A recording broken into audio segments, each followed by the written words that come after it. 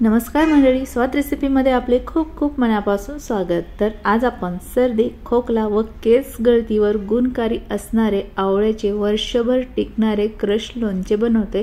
तर recipe skip न करता शेवटपर्यंत नक्की बघा। चला तर मग हे आवळ्याचे क्रश लोणचे कसे बनवायचे आहे ते पाहूया।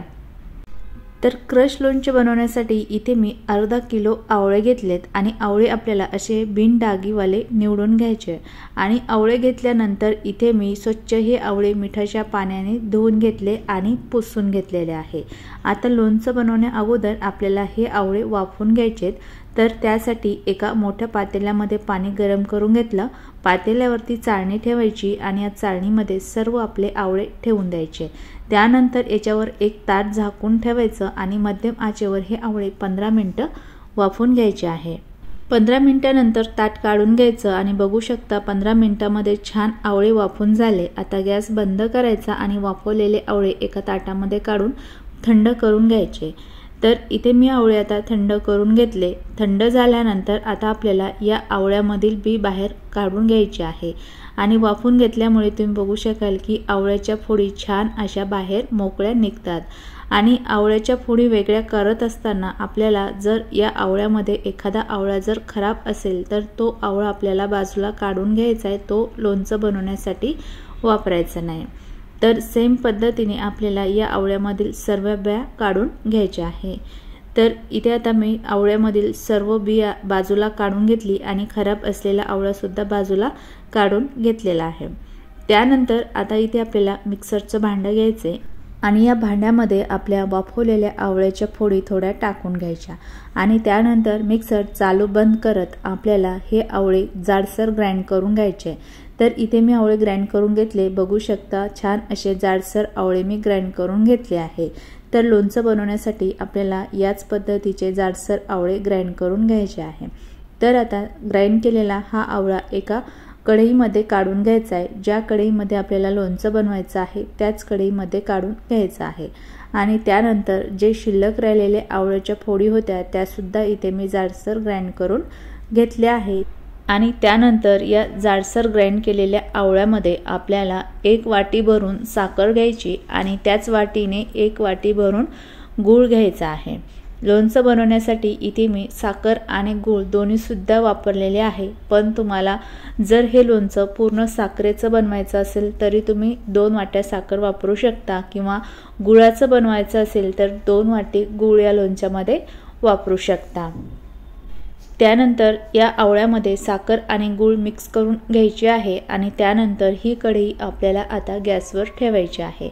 गॅसवर ठेवल्यानंतर गॅसची फ्लेम मध्यम ठेवायची आणि सतत असं हे लोणचं हलवत राहायचं आहे जोपर्यंत आपली साखर आणि गूळ वितळत नाही तोपर्यंत।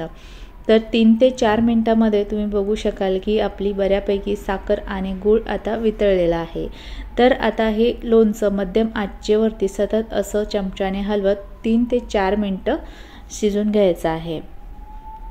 4 मिनिटांनंतर तुम्ही या ठिकाणी बघू शकाल की लोणचं अगोदरच्या पेक्षा थोडंसं घट्ट झाले, लोणच्याला रंगही मस्त आला आहे। आता या लोणच्यामध्ये आपल्याला 1 चमचा भरून काश्मीरी लाल मिर्च पावडर टाकून घ्यायचे। काश्मीरी लाल मिर्च पावडर वापरल्यामुळे लोणच्याला रंग छान येतो। त्यानंतर यामध्ये अर्धा चमचा काळं मीठ आणि पाव चमचा साधं मीठ टाकून घ्यायचे। त्यानंतर मीठ आणि लाल मिर्च पावडर या लोणच्यामध्ये मिक्स करायचे आणि हे लोणचं परत आपल्याला 3 ते 4 मिनिटं शिजून घ्यायचं आहे।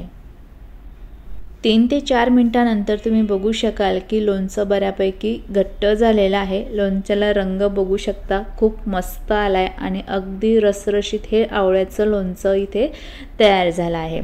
तर असं लोणचं तयार झाल्यानंतर आपले लोणचं अजून जास्त शिजू नये, त्यामुळे इथे आता आपल्याला गॅस बंद करायचा आणि हे लोणचं तयार झालेलं आहे की नाही ते कसं ओळखायचं ते सांगते। तर या लोणच्यातला चमचा आहे तो वरती करायचा आणि या चमच्याला लागलेलं थोडंसं लोणचं आपल्या हाताला लावून घ्यायचे आणि दोन्ही बोटाच्या मध्ये हे लोणचं असं दाबून बघायचे। तर बघू शकता दोन्ही बोटाच्या मध्ये आपल्या लोणच्याची छान अशी एक तार तयार झाली आहे। अशी एक तार तयार झाली की समजून जायचं की हे आवळ्याचं लोणचं तयार झालेलं आहे। तर या ठिकाणी आपले वर्षभर टिकणारे भरपूर आजारावर गुणकारी असणारे आवळ्याचे क्रश लोणचे तयार झाले। तर इथे हे लोणचं आपलं थोडं गरम आहे। आता हे लोणचं थंड झाल्यानंतर तुम्हाला दाखवते। तर इथे लोणचं मी थंड करून घेतलं। थंड झाल्यानंतर तुम्ही बघू शकाल की अगोदरच्या पेक्षा या लोणच्याला थोडासा दाटसरपणा आला आहे, पण बघू शकता खूप घट्टही झालेले नाही, अगदी रसरशीत या ठिकाणी आवळ्याचं लोणचं तयार झालेलं आहे। तर असं आवळ्याचं लोणचं तयार झाल्यानंतर हे लोणचं तुम्ही एखाद्या प्लास्टिकच्या भरणीमध्ये किंवा काचेच्या भरणीमध्ये स्टोअर करून ठेवू शकता। हे लोणचं अजिबात वर्षभर खराब होत नाही। आवळ्यामध्ये भरपूर प्रमाणामध्ये व्हिटॅमिन सी असल्यामुळे आवळा आपल्या स्किन केअरसाठी तसेच केस गळतीसाठी, सर्दी खोकल्यासाठी खूपच गुणकारी आहे। त्यामुळे असं आवळ्याचं लोणचं तुम्ही वर्षभरासाठी नक्की बनवून ठेवा। तर तुम्हाला ही रेसिपी कशी वाटली कमेंटमध्ये नक्की सांगा आणि रेसिपी आवडली असेल तर रेसिपीला लाईक आणि चॅनलला सबस्क्राईब करायला विसरू नका। परत भेटूयात पुढच्या व्हिडिओमध्ये, तोपर्यंत बाय बाय, टेक केअर।